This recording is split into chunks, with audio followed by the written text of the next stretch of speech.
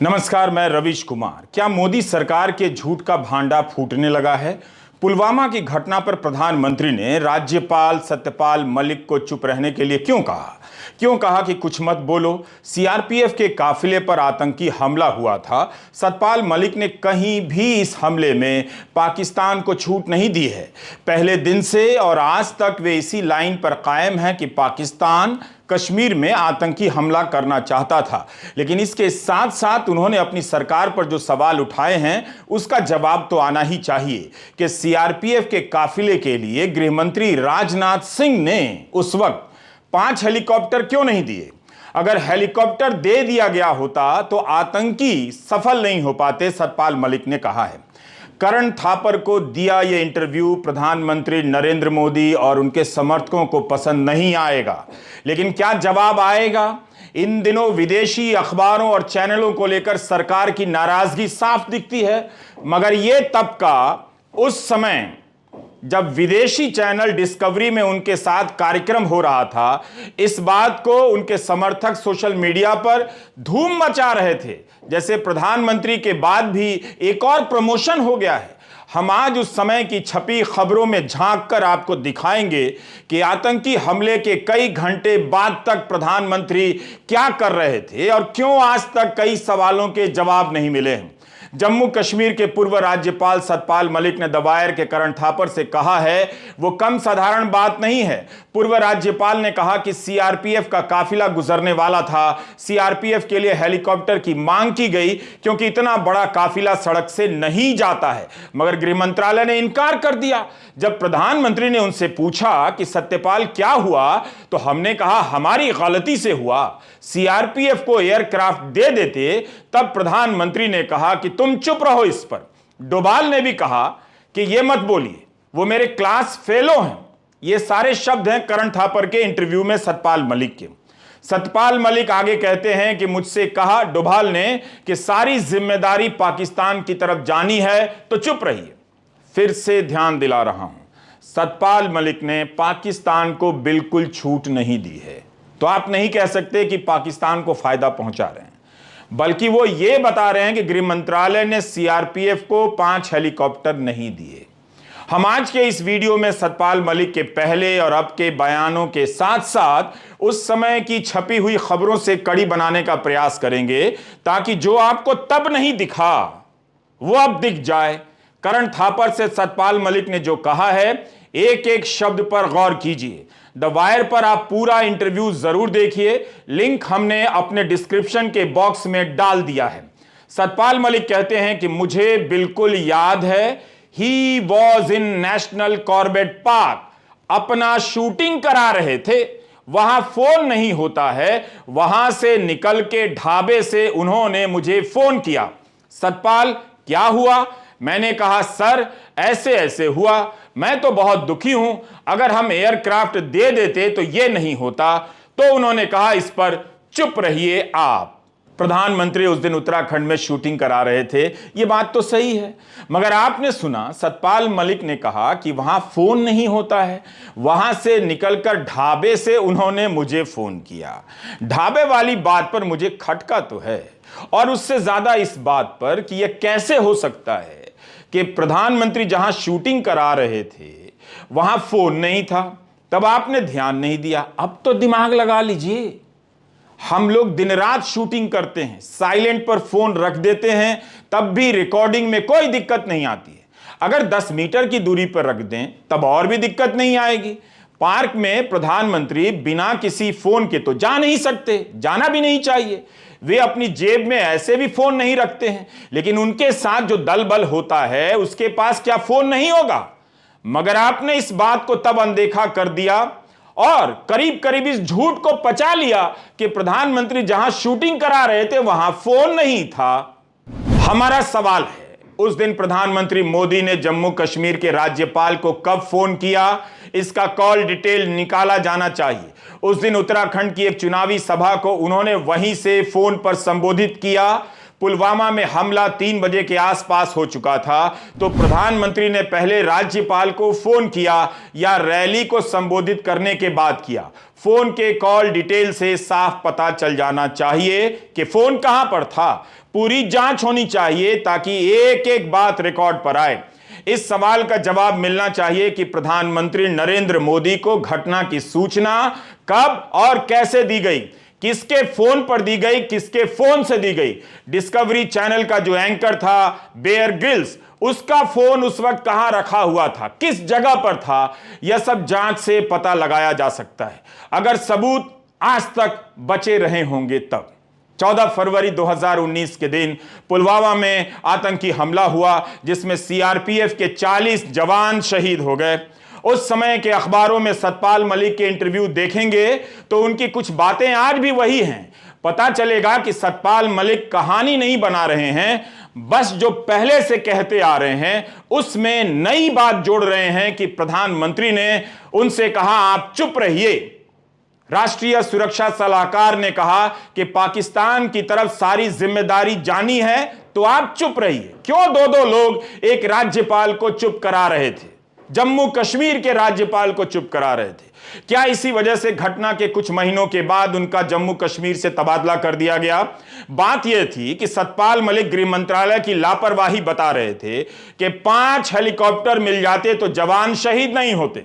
इसलिए अगर आप सतपाल मलिक के पुराने बयानों और करण थापर को दिए इंटरव्यू को एक क्रम में देखेंगे तो पता चलेगा कि मलिक की बातों में बहुत दम है। यह सब उस समय के अखबारों में उनके छपे हुए बयानों की तस्वीरें हैं, तब वे राज्यपाल थे और उसी की हैसियत से बोल रहे थे। उन्होंने कई इंटरव्यू में कहा कि इंटेलिजेंस ने आतंकी हमले की जानकारी दी थी, फिर भी सीआरपीएफ के 2700 जवानों के काफिले को सड़क मार्ग से ले जाया गया। हर इंटरव्यू में सतपाल मलिक ने कहा कि इतना बड़ा काफिला सड़क मार्ग से नहीं जाता है। कई चैनलों पर उनका फोन से इंटरव्यू चला जिसमें वे बताते हुए आज भी सुने जा सकते हैं कि 300 किलोग्राम विस्फोटक लेकर कोई गाड़ी हाईवे पर आ गई, चेकिंग में चूक हो गई, हम उसका पता नहीं लगा पाए। करण थापर से भी उन्होंने कहा कि इतना बड़ा काफिला सड़क से नहीं ले जाया जाता है। जब आप सड़कों से गुजरते हैं तो आपकी गाड़ी की स्पीड ज्यादा होनी चाहिए थी, तब आईडी कामयाब नहीं होती है। अगर स्लो चल रहे हैं तब आईडी कामयाब हो जाती है। जिस गाड़ी ने हमला किया वो बिना किसी की नजर में आए या जानकारी के 10-15 दिनों तक जम्मू कश्मीर की सड़कों और गांवों में घूम रही थी। कई चीजें हैं तो हमारे लेवल पर गड़बड़ हुई हैं, ये सतपाल मलिक कह रहे हैं। याद कीजिए, पुलवामा के हमले के बाद बालाकोट स्ट्राइक होते ही प्रधानमंत्री से सवाल पूछना बंद हो गया। सवाल पूछने वालों को गोदी मीडिया गाली देने लगा और व्हाट्सएप अंकिल और व्हाट्सएप आंटियों ने हाउसिंग सोसाइटी में मोर्चा संभाल लिया। अगर पुराने मैसेज हैं तो आप अपनी हाउसिंग सोसाइटी के व्हाट्सएप ग्रुप में जाकर देखिए कि क्या चल रहा था उस समय। कोई नहीं पूछ रहा था, ना पूछने दिया जा रहा था कि हमले के वक्त प्रधानमंत्री टीवी चैनल के कार्यक्रम की रिकॉर्डिंग कर रहे थे। 9 साल में 1 घंटा वक्त प्रेस कॉन्फ्रेंस के लिए नहीं निकाल पाए, एक टीवी चैनल के लिए कई घंटे लगाकर वो रिकॉर्डिंग कर रहे थे। इतना वक्त है। उनकी भूमिका के सवाल पाकिस्तान से बदला लेना है, इस तरह के नारों से गायब कर दिए गए। बालाकोट में हमला हुआ और जीत का ऐलान कर दिया गया। पुलवामा की बहस पीछे चली गई। सतपाल मलिक ने पुलवामा को फिर से सामने ला दिया है। करण थापर से सतपाल मलिक ने कहा कि राष्ट्रीय सुरक्षा सलाहकार अजीत डोभाल ने चुप रहने को कहा क्योंकि पाकिस्तान की तरफ जिम्मेदारियां जानी। प्रधानमंत्री ने चुप रहने को कहा। क्यों चुप रहना था? इसलिए कि चुनाव था। राहत इंदौरी की पंक्तियां याद है ना? सरहदों पर बहुत तनाव है क्या, कुछ पता तो करो चुनाव है क्या। आपने तब पता नहीं किया, अब तो कर लीजिए। कमल के निशान पर याद कीजिए 2019 का चुनाव चल रहा था। बेरोजगारी के सवालों को लेकर प्रधानमंत्री घिरे हुए थे।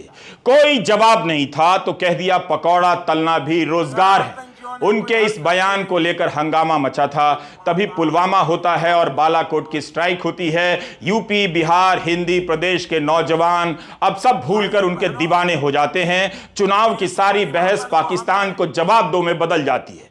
पाकिस्तान से भारत के राजदूत को बुला लिया जाता है। मोस्ट फेवर्ड नेशन का दर्जा छीन लिया जाता है। बालाकोट हमले के कुछ घंटे बाद 26 फरवरी 2019 को प्रधानमंत्री नरेंद्र मोदी दिल्ली में मेट्रो से निकलते हैं, दक्षिण दिल्ली के इस्कॉन मंदिर में जाते हैं। ये सब तस्वीरें 26 फरवरी के दिन शाम 4 से 5 बजे की हैं।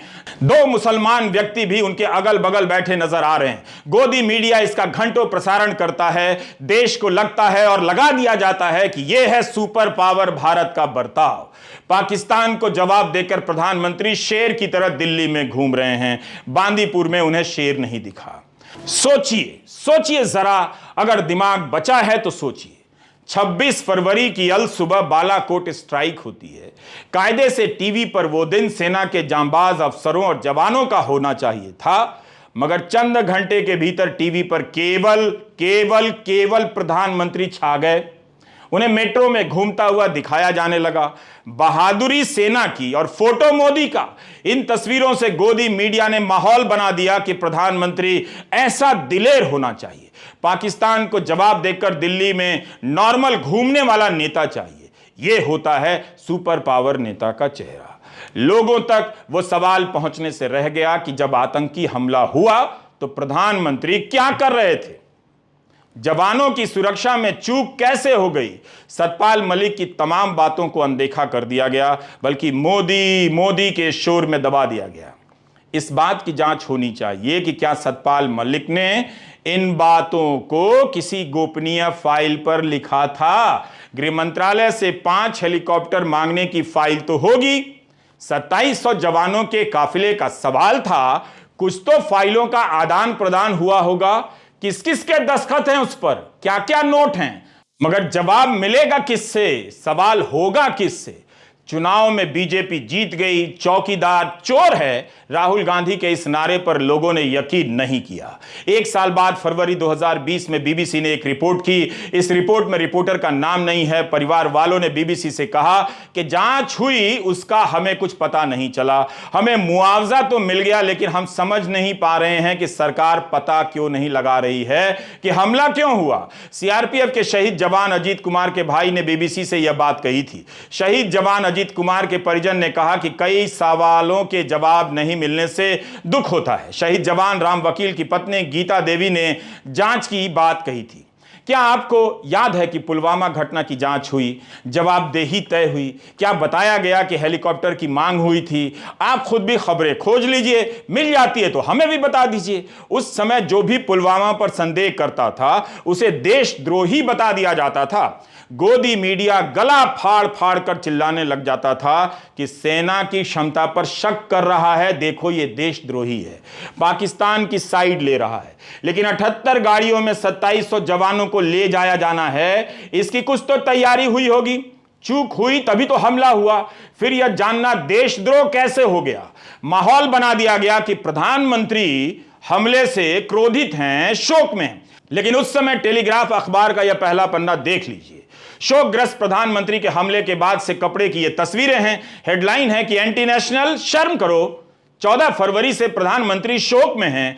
इस पर आप सवाल कैसे कर सकते हैं? उस दिन से हर दिन उन्होंने काले कपड़े पहने हैं, जबकि हेडलाइन में तंज किया गया है और तस्वीर छापी गई है कि किस तरह से प्रधानमंत्री अलग अलग रंग के कपड़ों में हंसते खिलखिलाते नजर आ रहे हैं। प्रधानमंत्री की संवेदनशीलता पर कोई चाहे तो किताब लिख सकता है, और लिख रहा है तो इसे भी जोड़ ले। 25 अगस्त 2019 को मन की बात में प्रधानमंत्री ने बताया कि बहुत से लोग जानना चाहते हैं कि बेयर ग्रिल्स ने मेरी हिंदी को कैसे समझा। लोगों ने पूछा कि क्या बार बार एडिट हुआ या कई बार रिकॉर्डिंग हुई। मेरे और उनके बीच टेक्नोलॉजी ने पुल का काम किया। उनके कान में बिना तार का एक उपकरण लगा था जो हिंदी को अंग्रेजी में अनुवाद किए देता था। क्या आपको याद है कि जिस सुबह प्रधानमंत्री ने यह बात मन की बात में बताई थी, उसी दिन दोपहर 3 बजे दिल्ली के निगमबोध घाट पर उनके सबसे करीबी अरुण जेटली का अंतिम संस्कार किया गया था। अरुण जेटली का अंतिम संस्कार जिस दिन होना है, जिस वक्त होना है, उसके कुछ घंटे पहले संवेदनशील प्रधानमंत्री मन की बात में यह जानकारी दे रहे हैं। YouTube पर पुराने ऐसे कई वीडियो मिल जाएंगे जिसमें प्रधानमंत्री धड़ल्ले से अंग्रेजी बोलते देखे जा सकते हैं। डिस्कवरी के एंकर से भी अंग्रेजी बोल सकते थे, मगर प्रधानमंत्री ही बता रहे हैं कि उनकी हिंदी का अनुवाद करने के लिए ग्रिल्स के कान में मशीन लगाई गई थी। वाह, उस जंग में इतनी टेक्नोलॉजी थी, इतने उपकरण थे, बस एक फोन नहीं था। हा हा हा एंड वंस अगेन हा हा हा, कीप ऑन डूइंग हा हा हा। केवल फोन नहीं था जिससे उन्हें तुरंत पता चलता और वे दिल्ली और श्रीनगर में बात कर लेते। इसलिए जांच होगी या हुई होती तो इन सब सवालों के ठोस जवाब आते, मगर जांच करने वाली संस्था बची कहां है? उसकी साख केवल यही है कि वो हर बार सरकार को क्लीन चिट देगी। तो कौन जान पाएगा इतने तनाव के माहौल में प्रधानमंत्री डिस्कवरी चैनल के लिए शूटिंग कर रहे थे या शोक में थे। ये तस्वीरें जिम कॉर्बेट की नहीं हैं, मगर जब भी आप जंगलों से गुजरें तब अतीत की इन तस्वीरों को पलट कर देखिए, लगेगा जैसे किसी ने फिल्म की स्क्रिप्ट लिख दी है। कहानी कुछ इस तरह से लिखी गई है कि पठान ही प्लॉट रचता है कि पहले हमला हो जाएगा, फिर वो छुट्टी से लौटकर दीपिका को बसंत कुंज में छोड़ेगा और हमला करने वालों को सब सिखा देगा। इस तरह पठान सुपरहिट हो जाएगा और लोग तालियां बजाते हुए सिनेमा हॉल से घर चले जाएंगे। देश पुलवामा हमले से जुड़े इन सवालों को वहीं पर घायल छोड़ाता है, जिनमें सतपाल मलिक ने फिर से जान डाल दी है। सतपाल मलिक के बयान के बाद यह महज संयोग की बात नहीं रही। इन तस्वीरों से प्रधानमंत्री खुद को एडवेंचर करने वाला नेता दिखाना चाहते होंगे, मगर अब उन्हें बताना चाहिए कि इसके पीछे असली एडवेंचर क्या था, किसका था। आतंकी हमले के बाद खबर आई कि गृहमंत्री राजनाथ सिंह ने काफिले के निकलने को लेकर प्रोटोकॉल की समीक्षा की है। खबरों में लिखा है कि अब जब श्रीनगर जम्मू हाईवे से सुरक्षा बलों का काफिला गुजरेगा तब कोई सिविलियन गाड़ी को इजाजत नहीं दी जाएगी। लेकिन हेलीकॉप्टर की मांग क्यों की गई और क्यों नहीं दिया गया? करण थापर का यह इंटरव्यू लंबे समय तक उस दरवाजे को खटखटाता रहेगा जिस पर झूठ का भारी पर्दा टांग दिया गया है। 21 फरवरी 2021 का यह लेख आप अब तो पलट कर देख लीजिए, फ्रंटलाइन में छपा है, कुछ तो पढ़ लीजिए। आनंदो भक्तों की रिपोर्ट है, इसमें लिखा है कि खुफिया एजेंसियों ने पुलवामा हमले को लेकर 11 चेतावनियां जारी की थीं, मगर उसे अनदेखा किया गया। इंटेलिजेंस के ये इनपुट जनवरी 2019 से 13 फरवरी 2019 के बीच कई बार जारी किए गए। फ्रंटलाइन ने लिखा है कि साल भर की पड़ताल के बाद उनके ये रिपोर्टर ने रिपोर्ट तैयार की है। 14 फरवरी को हमला हुआ, उसके एक रात पहले आतंकी हमले का इंटेलिजेंस इनपुट जम्मू कश्मीर के पुलिस प्रमुख और अन्य लोगों को दिया गया था। फ्रंटलाइन ने सवाल किया कि जब आतंकी हमले के 3 हफ्ते के भीतर मास्टरमाइंड को ढेर कर दिया जा सकता है, तब उस पर पहले काबू क्यों नहीं पाया जा सका? क्योंकि यह मामला राष्ट्रीय सुरक्षा से जुड़ा है, यह सरकार के विफलता से जुड़ा है, यह सरकार के नाकारेपन से जुड़ा है। आप अपने लिए 2-2 हवाई जहाज खरीद सकते हैं 8-8 हजार करोड़ रुपए के, एक इमारत बना रहे 20,000 करोड़ रुपए की, और 5 हवाई जहाज आप नहीं दे सकते। 78 गाड़ियों का काफिला जोखिम झेलता हुआ जम्मू से श्रीनगर जा रहा है। आज सरकार को इस पर सवाल का जवाब देना है। तत्कालीन गृह मंत्री भी बोले और प्रधानमंत्री भी बोले। पुलवामा पे जो कहा उन्होंने, तुम चुप रहो, ये प्रधानमंत्री के शब्द हैं। हमें मालूम है आप कैमरा प्रेमी व्यक्ति हैं, जिम कॉर्बेट में थे जब आप ये पुलवामा की दुखांतिका हुई, जहां 40 जवान हमारे शहीद हुए। एक ढाबे पर आकर उन्होंने सतपाल मलिक जी को फोन किया और बोला, कहो सतपाल क्या हुआ? फिर जब इन्होंने कहा कि हमारी लापरवाही से हुआ है, तो कहा तुम चुप रहो, ये कोई और चीज है। ये शब्द बड़े ध्यान से सुनिएगा, ये कोई और चीज है। ये क्या चीज है ये आप लोग बेहतर समझते होंगे। सतपाल मलिक जी ने कई चीजें कही हैं और कई चीजें कहते कहते रुक गए हैं। उनकी चुप्पी बहुत बड़ी खबर बनती है। जो उन्होंने कहा उससे भी बड़ी खबर उनकी चुप्पी भी बनती है। कहां वो चुप हो जाते हैं, कहां वो शब्द रोक देते हैं, कहां वो लिहाज रख रहे हैं, ये सब समझने वाली बातें हैं। एनएसए की क्या भूमिका रही? एनएसए ने भी इनको सलाह दी कि इस पर आप कुछ मत बोलिए, लापरवाही के बारे में कुछ मत बोलिए। जिस देश का प्रधानमंत्री अपने 40 जवानों की शहादत पर वहां के राज्यपाल को कहता है कि कुछ मत बोलिए, उस देश का क्या दुर्भाग्य है वो आपके सामने। इस रिपोर्ट की कुछ बातें सतपाल मलिक के बयान को मजबूत करती हैं। फ्रंटलाइन की रिपोर्ट में लिखा है कि पुलवामा हमले से ठीक एक दिन पहले यानी 13 फरवरी 2019 को जब आतंकी हमले का इनपुट आया था, उस दिन जम्मू कश्मीर पुलिस में भारी फेरबदल किया गया। अवंतीपुरा के एसपी मोहम्मद जायद का तबादला कर दिया गया। अगर तब वे अपने पद पर रहते तो 13 फरवरी के इंटेलिजेंस के इनपुट पर कुछ एक्शन ले सकते थे। अवंतीपुरा पुलवामा में ही है। यह अलग ही कमाल है। आतंकी हमले की सूचनाएं आ रही हैं, पुलिस विभाग में फेरबदल किए जा रहे हैं। यह है लेवल सतर्कता का और हमला हो जाता है। जबकि सतपाल मलिक ने भी यह बात उस समय कही कि इंटेलिजेंस इनपुट था, कही थी, लेकिन प्रधानमंत्री मोदी ने उन्हें आगे बोलने से चुप करा दिया। क्या यह चूक केवल प्रशासनिक लापरवाही थी या डैश डैश डैश डैश के कारण भी हुई? रिक्त स्थानों की पूर्ति आप 2019 के चुनावी भाषणों में इस्तेमाल किए गए शब्दों से कर सकते हैं। फ्रंटलाइन की यह रिपोर्ट काफी कुछ याद दिलाती है। इसमें लिखा है कि 14 फरवरी 2020 को राहुल गांधी ने ट्वीट कर दिया, एक साल बाद, कि पुलवामा हमले से सबसे ज्यादा फायदा किसे हुआ, तो उन पर धावा बोल दिया गया कि शहीदों का अपमान कर रहे हैं। लेकिन पुरानी खबरों को पलटकर देखिए। हमने द वायर की एक पुरानी रिपोर्ट और उस समय के कई अखबारों में छपी खबरों का आपके लिए संकलन किया है। यह वीडियो पूरा देखा कीजिए। अमर उजाला के देहरादून ब्यूरो ने उस दिन प्रधानमंत्री की पूरी गतिविधियां छापी हैं। वायर ने अपनी रिपोर्ट में उस दिन के अमर उजाला के प्रिंट संस्करण को अपने लेख में डाला है। यह संस्करण दोबारा सर्च करने पर इंटरनेट पर हमें नहीं मिला। उसमें साफ लिखा है कि दिन भर कॉर्बेट पार्क का भ्रमण करने के बाद शाम 6:45 बजे प्रधानमंत्री का काफिला धनगढ़ी गेट से निकला। इस खबर के ऑनलाइन संस्करण और प्रिंट संस्करण में अब अंतर है और यह पंक्ति गायब है। बहरहाल मौजूदा ऑनलाइन संस्करण में बताया गया है कि उस दिन मौसम खराब था और प्रधानमंत्री का कार्यक्रम 4 घंटे लेट हो चुका था। दोपहर 2 बजे प्रधानमंत्री जिम कॉर्बेट पहुंचे। अमर उजाला की एक अन्य रिपोर्ट जो इंटरनेट पर मौजूद है, उसमें लिखा है कि इसके बाद उन्होंने जिम कॉर्बेट का भ्रमण किया। उसी दिन रुद्रपुर में पीएम की रैली थी। मौसमी खराबी के कारण हुई देरी के चलते उन्हें यह रैली मोबाइल फोन से संबोधित करनी पड़ी। उन्हें 2 बजे वहां पहुंचना था, ऐसा वायर की रिपोर्ट में लिखा है। हिंदुस्तान टाइम्स में भी उस दिन का ब्यौरा छपा है। हिंदुस्तान टाइम्स और अमर उजाला से यह पता चलता है कि यह फोन कॉल 5:10 से 5:15 के बीच किए गए। हिंदुस्तान टाइम्स ने लिखा है कि सीएम त्रिवेंद्र सिंह रावत ने फोन के स्पीकर पर पीएम के फोन को माइक के सामने ऑन किया और जनता ने सुना। यानी पीएम के पास 5:15 बजे के आसपास मोबाइल का कनेक्शन था। अमर उजाला के जितेंद्र पपने ने 15 फरवरी की अपनी रिपोर्ट में बताया है कि पीएम पार्क में 4 घंटे रुके थे। इसी रिपोर्ट में उन्होंने यह भी लिखा है कि पीएम ने जंगल सफारी भी की, लेकिन उन्हें बाघ के दीदार नहीं हुए।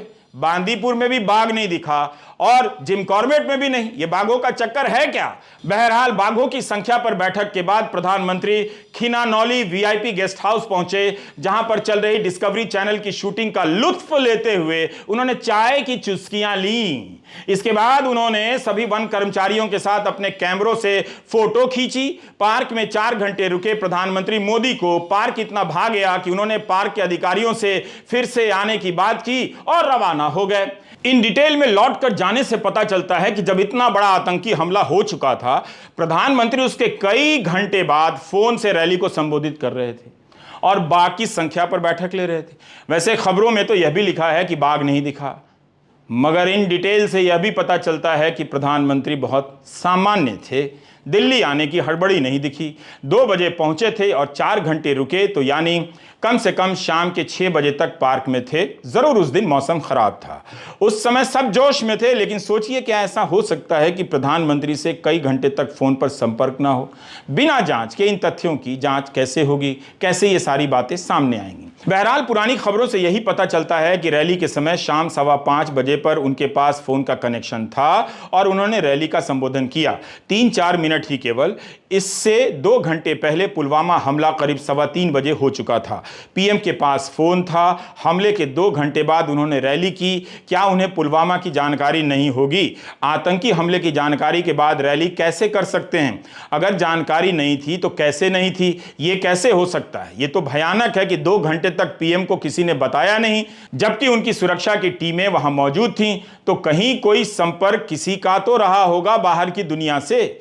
यह बात बेयर ग्रिल्स ने टाइम्स ऑफ इंडिया को एक इंटरव्यू में कही कि जब हम नदी में थे तो खराब मौसम के कारण पानी बढ़ रहा था और उनकी सुरक्षा टीम को काफी चिंता हो रही थी, यानी टीम वहीं पास में थी। पर पीएम एकदम शांत रहे और कहा लेट्स गो। इस डिटेल से आपको पता चला कि पीएम के आसपास सुरक्षा कर्मी थे, होने भी चाहिए। अगर सुरक्षा कर्मी होंगे तो फोन भी होगा। तो सवाल है कि क्या प्रधानमंत्री शूटिंग करते रहे? 40 जवानों को आतंकियों ने उड़ा दिया और प्रधानमंत्री खराब मौसम में भी शूटिंग कर रहे थे। Let's go. उन्होंने तुरंत फोन नहीं किया, उन्हें बताया नहीं किया। रैली करते समय प्रधानमंत्री को कैसे नहीं पता था, जबकि सारा देश जान गया था, क्योंकि दूरदर्शन ने उस दिन पीएम की रैली का लाइव विजुअल दिखाते हुए नीचे पट्टी चलाई थी कि अब तक मिली जानकारी के मुताबिक 10 जवान शहीद हुए हैं। स्क्रीन पर समय 5:10 आ रहा था। आप उस दिन की रैली का वीडियो निकाल कर देखिए, दूरदर्शन के रिकॉर्ड निकाल कर देख सकते हैं। याद कीजिए, कांग्रेस नेता मनीष तिवारी ने 22 फरवरी 2019 को अपने प्रेस कॉन्फ्रेंस में यह क्लिप निकालकर दिखाया था दूरदर्शन का, और सवाल उठाया था कि उस रैली में पीएम ने पुलवामा का कोई जिक्र नहीं किया, ना ही दर्शकों से, रैली में आए समर्थकों से मौन रहने को कहा। अगर मनीष तिवारी और वायर की रिपोर्ट सच कह रही है तो क्या हम मान लें कि उन्हें नहीं पता था? और अगर पता था तो इतना बड़ा हादसा हो जाए और पीएम ने फोन पर रैली की, हमले का जिक्र तक नहीं किया? आखिर उनकी सुविधा के लिए हम कितने सवालों को कुर्बान कर देंगे?